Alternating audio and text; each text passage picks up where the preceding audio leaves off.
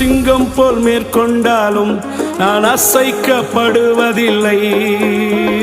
சத்துரு சிங்கம் போல் மேற்கொண்டாலும் நான் அசைக்கப்படுவதில்லை. அவர் செட்டையின் நிழலில் இருப்பதினால் நான் அசைக்கப்படுவதில்லை. அவர் செட்டையின் நிழலில் இருப்பதினால் நான் அசைக்கப்படுவதில்லை.